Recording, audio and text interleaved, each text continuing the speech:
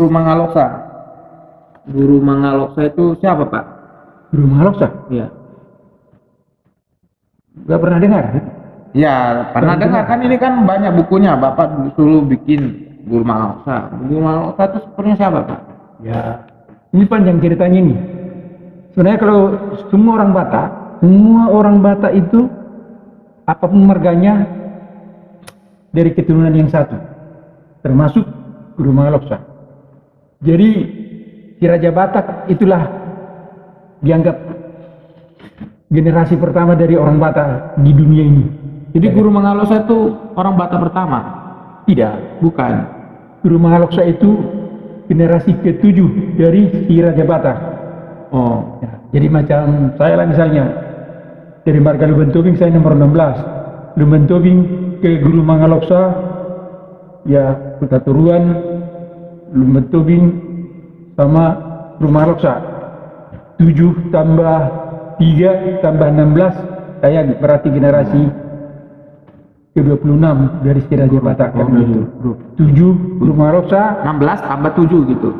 tambah 3, Oh, karena tambah saya 3. 16, saya kan dari si Raja Lumentobing dihitung. Oh. Kan?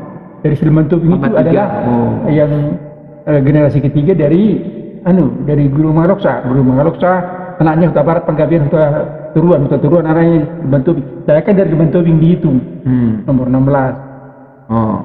Jadi saya 16 tambah 3 atau tambah 4 tambah lagi 7. Ya, jadi Guru Mangaloksa itu adalah keturunan ke-7 dari Raja Batak. Si Raja Batak, ya betul. Emang apa hebatnya Guru Mangaloksa itu? Nah inilah, kalau Guru Mangaloksa ini dia merupakan leluhurnya dari marga Huta Barat, marga Panggabean, Ya. Sumorangkir, Huta Galung, kemudian Huta Turuan nggak dipakai lagi Lumentobing sama Huta Pea sama Lumentobing. Kenapa Huta turun nggak dipakai karena yang dihitung itu siapa pesoran itu adalah karena memang anak kandungnya di Guru Mangaloksa Huta Barat, Panggabean, Huta Galung, Huta Turuan. Ini anaknya, anak si Huta Turuan, Huta Pea dan Lumentobing. Ya. Nggak dipakai lagi marga Huta Turuan ini karena sudah ada peristiwa Kepas Pombong. Apa itu? Kepas Pombong kawin semarga gitu. Oh, kawin semarga. Kawin semarga, tetapi udah Bukan seperti kalau misalnya di turunan Israel itu kan Yusuf itu tidak dihitung, jadi Manasye sama si Efraim. Seperti itu bukan? ya hampir sama. Hampir sama. Seperti itu. Jadi yang dihitung itu kan Bukan karena kalau misalnya turunan Yusuf itu karena dia double porsi katanya. Kalau dalam secara kitab ya, dia double porsi, jadi 2 keturunannya dimasukkan. itu berbeda dengan Bukan karena dia lebih istimewa Huta Turuan, bukan. Ya Huta Turuan itu nggak dipakai lagi karena tidak dijunjung lagi marga dia. Macam Huta Galung kan masih dijunjung terus. Ya. Sampai keturunannya yang ke-20 atau yang Jadi bukan karena lebih istimewa. tidak. Bukan. Tapi karena sudah dihilangkan itu karena sudah saling berhula-hula berboru atau berbesan. Artinya mereka sudah saling mengambilan. Anaknya Huta Turuan kan 2, Huta Pea tadi dengan Lumentobing. Ya. Huta Pea berhuta Pea atau sudah kawin dengan marga Lumentobing. Jadi hula-hulanya ini Saling sejak kawin. itulah dia tidak dipakai lagi. Terus yang Panggabean itu nggak pernah saling kawin dalam sejarah. Panggabean Huta Barat itu nggak pernah. Nggak ada. Huta Barat terus dijunjung terus sampai sekarang. Huta Galung juga begitu. Kecuali itu Panggabean maka Sumerakhir dengan Panggabean. Itu Padahal itu ceritanya anak Sumerakhir. Itu ceritanya lain lagi ya. Oke lah. Harus. Enggak, maksudnya kenapa Guru Mangaloksa kehebatannya kau bilang tadi kan? Iya, kenapa? Ya pertama dia itu dah fenomenal karena keturunannya. Kenapa fenomenal? Pertama dia untuk mengambil istrinya baru Pasaribu. Raja Pasaribu dulu yang menguasai Lembah Silindung atau Luwu Silindung pada waktu itu.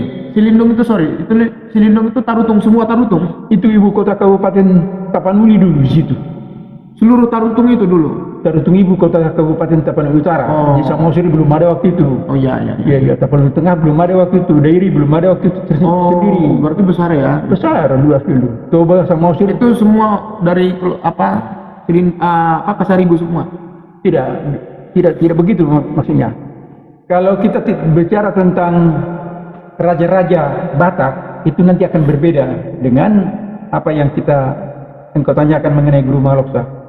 Jadi Guru Mahaloksa ini anaknya pernah menjadi raja-raja di Silindung, Raja Huta Barat, Raja Panggabean, Raja Huta Galung di Sibolga, dia raja di Sibolga. Oh dia raja di Sibolga. Raja seperti raja yang ada di sejarah lah, raja ya, dalam kesisteman maksudnya raja ya, dalam arti kesisteman ya, gitu kan. Kesisteman. Nah, ya. Bukan berarti harus ada kerajaannya, ya. Bukan harus ya gitu kan, bukan harus berarti punya istana begitu kan ya Pak.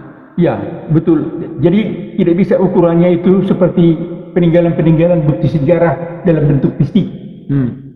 Tetapi sistemnya ada aturannya, ada perdana menterinya, ada tenteranya, hukumnya dipakai. Ya. Nah, jadi dan itu pernah jadi persoalan panjang itu dulu.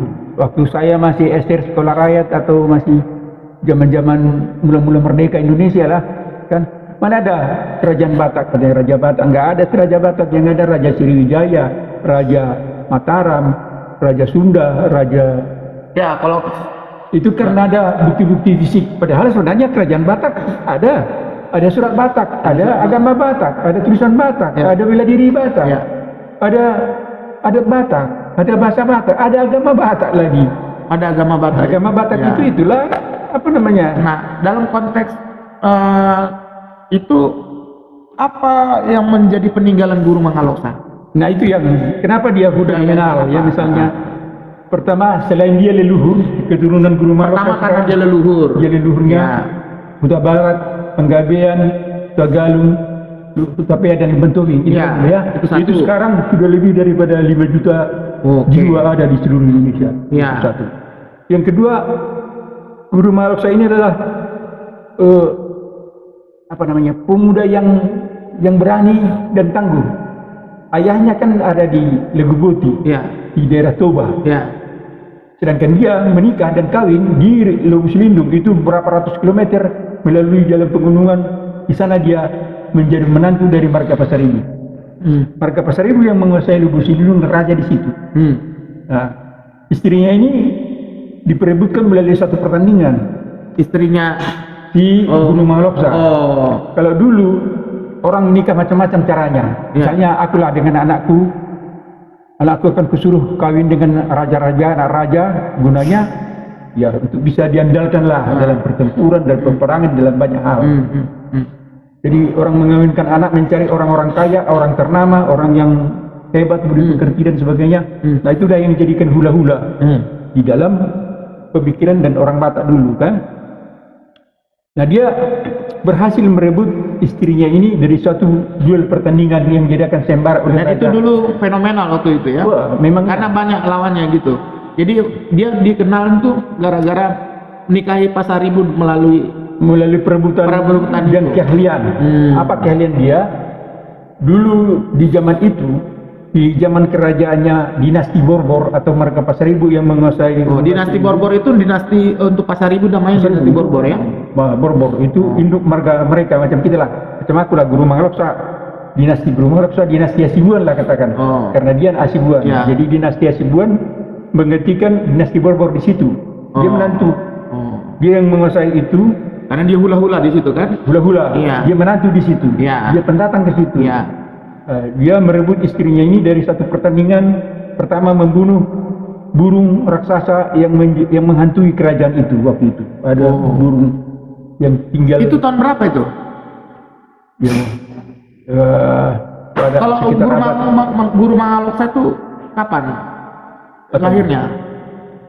Ya lahirnya kalau menurut Pung saya ini seorang pendeta, muridnya Nomen Sen dulu sekitar 1991 lah. 1900 itu apa? Masehi atau? Ya tahun Batak. Jadi kata Pung saya begini, kalau Guru Mahaloksa pernah kutanya 1991 ya, tahun Batak. Tahun Batak. Jadi pernah kutanya, kau tahu apa katanya? Aku mudah kuingat itu karena dari guru-guru kami mengajarkan bahwa leluhur kalian Guru Mahaloksa itu lahir ketika Israel keluar dari tanah Mesir katanya. Israel keluar dari tanah Mesir. Jadi itulah tahunnya, tahun sebelum Masehi.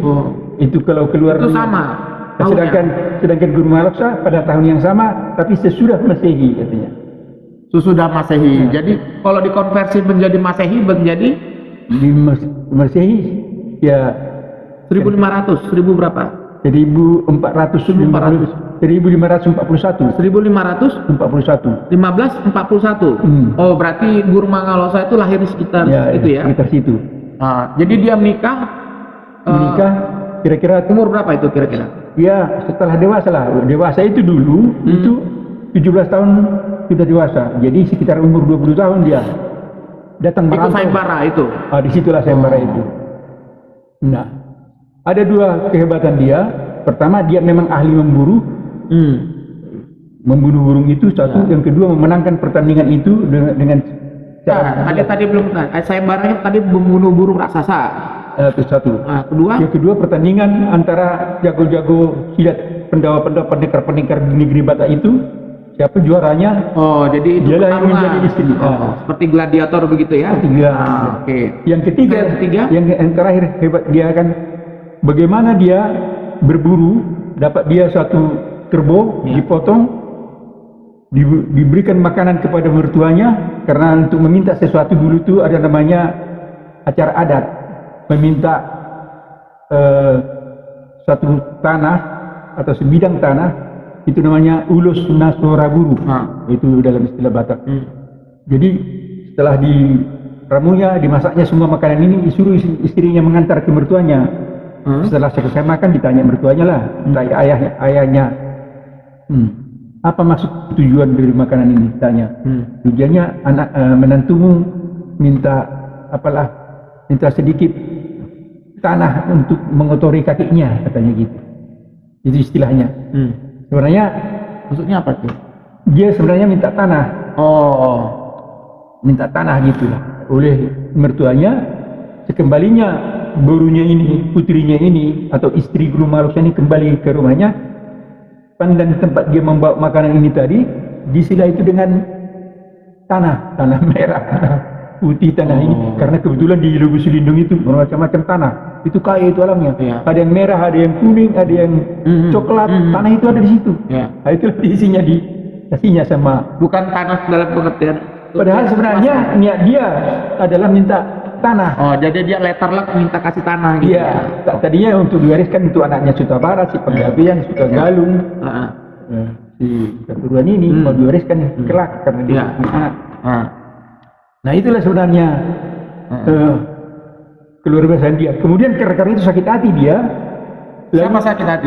Guru Mangalosa terhadap mertuanya. Terhadap mertuanya. Lain yang diminta, lain yang dikasih. Karena dia kan jelas permintaannya. Terwujud. Sebenarnya kan sudah dibikin.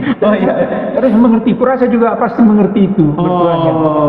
Cuma karena waktu teringat dia, waktu dia membunuh burung raksasa itu, dilumurinya badannya dengan tanah yang berwarna-warna. Itu barangkali asosiasi pemikiran mertuanya itu, makanya tanah seperti itu yang dicari, dibikin untuk kembali. Jadi salah pengertian sebenarnya, miskomunikasi. Dan akibatnya ini luas. Ada dendam yang tak berkesudahan, dan ada macam hukuman. Kalau kepercayaan orang India atau Hindu atau katakanlah karma, ada akibat dari perbuatan yang salah ini terhadap kedua belah pihak. Jadi begitulah dia kan. Direkayasanya lah, seakan-akan musuh akan datang menyerbu kerajaan itu. Siapa yang rekayasa? Guru Mangalosa di dalam Mertimbang sana.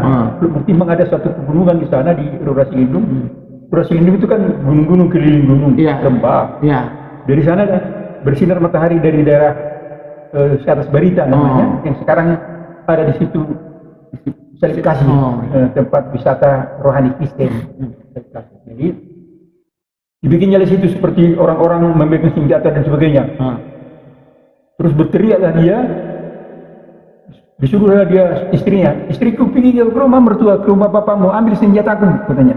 Karena senjata itu juga diberikan sebagai mahar dulu kepada waktu dia menikah. Minta, itu ada musuh di sana banyak, katanya.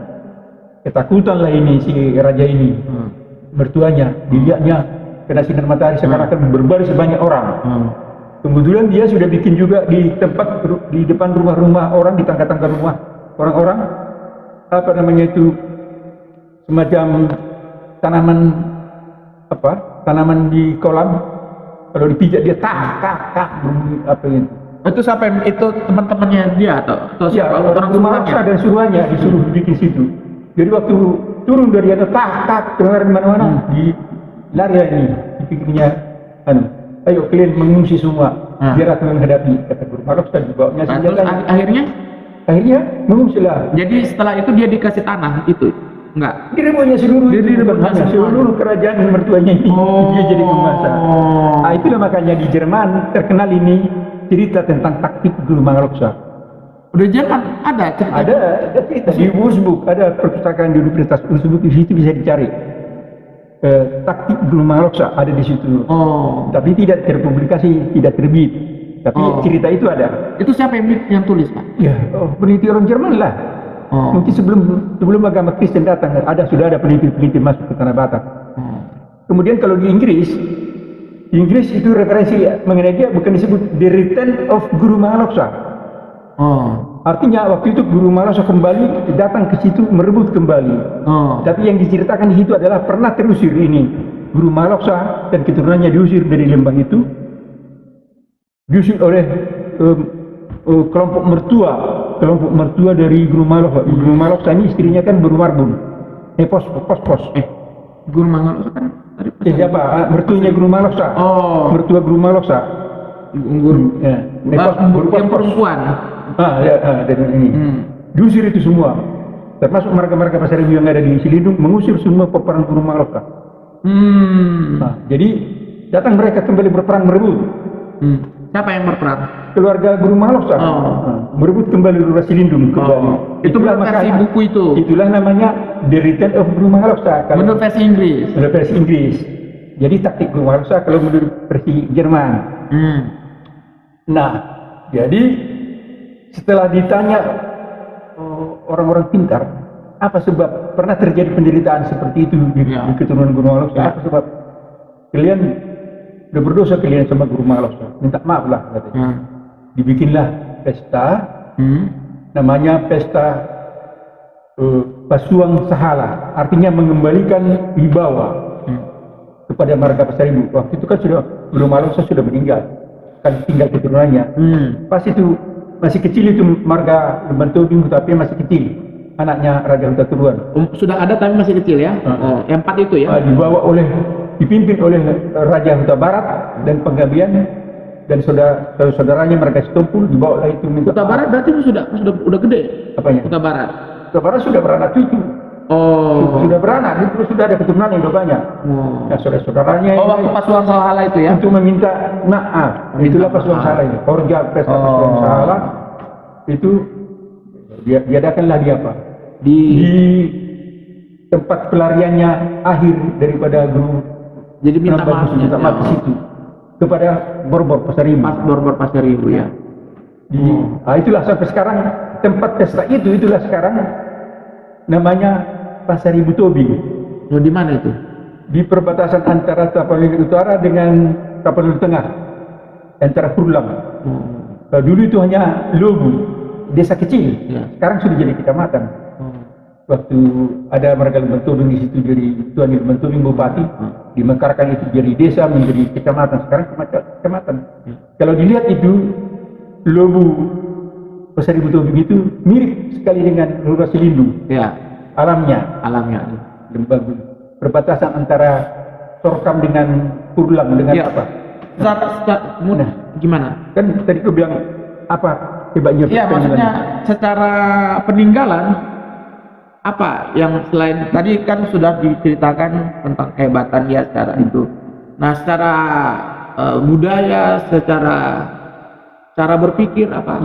Antara lain dia ada reformasi hukum. Semasa Guru Maloksa dulu kalau perempuan misalnya menikah dan tidak ada anaknya, itu harus bayar utang itu pihak perempuan kepada sebentar. Laki-laki. Jadi setelah dia rebut, dia jadi raja. Jadi raja. Dia jadi raja, dia membuat aturan. Tapi dia tidak mengaku raja. Tidak seperti ini, jadi tidak raja tunggal dia bikin secara periodik. Dan disitulah dilaksanakan penuh DNA. Dalihan Datulu. Dalihan Datulu ini adalah apa namanya? Hula-hula itu kan? Iya. hula-hula dongat tubu boru, manat mar dongat tubu, coba mar hula-hula, elek mar boru. Disitulah dipraktikkannya. Jadi itu yang, tapi bukan dia yang bikin, bukan mencetuskan, bukan dia hanya mempraktekkan pertama. Iya, kalau ini sudah ada sudah secara Raja Batak. Oh, sudah ada yang Batak ini kan. Cuman dia yang mempraktekkan itu. Praktek dalam kehidupan bagaimana dia? Ya hanya di dalam adat saja. Oh. Yang nampak ini dalam pemerintahan itu Di dalam pemerintahan itu dibikin. Dari mana dewan? Dewan pimpinan Lurah Silindung. Yang dulu itu menjadi ketua-ketua dewan secara periodik adalah hula-hulanya. Jadi dongat tubuhnya dibikinlah seperti jabatan-jabatan pengawas-pengawas setingkat menteri-menteri, termasuk borunya jadi bendaharawan. Disitulah dia terapkan itu dulu dalam sistem pemerintahan. Jadi kalau dikatakan di Tanah Batak adalah sistem pemerintahan yang paling pertama modern dalam sistem penerapan Dalian Natulu dalam kehidupan kita. Kemudian setelah siapa meninggal, wafat si Guru Maloksa, si anaknya jadi bangkitlah Raja Huta Barat. Ya, melakukan. Habis itu juga periodik. Berapa satu periodik? 2 musim tanam maksimal. 2 musim tanam padi. Jadi 2 tahun. Habis itu berganti. Nah, Huta Galung tidak sempat dia jadi raja di Silindung. Huta Galung nggak sempat. Hanya Huta Barat dan Penggabean. Makanya ada saya tulis dalam buku. Oh, jadi sebentar dulu. Jadi gimana dulu sistemnya? Jadi begitu 2 tahun Guru Mangalaksa sudah nggak jadi raja, diganti Huta Barat. Hanya dewan yang periodik saja marga hula-hulanya untuk mengambil hati supaya dapat dukungan. Sebentar, jadi Guru Mangalaksa cuma berkuasa 2 tahun waktu itu. Enggak, dia selama hidupnya dia berkuasa, tetapi tidak dia memimpin seperti raja-raja. Dia tidak tunggal dia memerintah. Sistem itu kan berbeda sistemnya. Jadi pembagian kekuasaannya itu dibagikan kepada hula-hulanya dulu. Pada hula-hula ini secara periodik. Ya. Tapi setelah meninggal dia, anaknya yang bangkit menjadi ketua, itulah Huta Barat Penggabean. Nah itu juga merupakan akibat sakit hati daripada kelompok hula-hula ini. Hula itu ya. Makanya terusir juga mereka. Sudah lagi memang ayahnya Guru Maloksa dulu merebut itu secara tidak sempurna, tidak adil dengan taktik. Ya, sambil mengungsi dia ke daerah Kebulang sana. Nah, tetap datang lagi ini timbullah masa perceklik yang panjang dulu. Nah, kesempatan lagi pihak hula-hula yang sakit hati ini menggusur keluarga Guru Maloksa dari negeri itu dulu sempat. Nah, baru setelah datang itu makanya saya katakan tadi bukunya ada dua versi. Satu, The Return of Guru Maloksa, itu kembalinya mereka itu merebut. Kemudian minta maaf, bikin pesta besar orang itu. Kemudian disitulah kenapa mereka Luban Tobing juga jadi apa? Jadi kesayangan dari peperangan Guru Maloksa karena Pasaribu Tobing itu di Pasaribu Tobing itulah baru Pasaribu kembali dicerahkan dihargai ya gitu ya. Diberikanlah dia ke menjadi istrinya dan direstuilah Lurah Silindung itu menjadi kalau kau lihat dia huta atau kampung lebih banyak Huta Turuan 1, Huta Turuan 2, Huta Turuan 3, Huta Turuan 4. Kalau Penggabean hanya 1 kampung Penggabean, 1 kampung Huta Barat atau beberapa kampung lah, udah beberapa perjuru Huta Barat Perjuru, Huta Barat Pertali, Huta Barat Turuan. Nah itulah kan 3 atau 4 desa, nama desa ini. Tapi kalau Huta Turuan artinya Luban Tobing anak Huta Turuan ini menjadi kesayangan.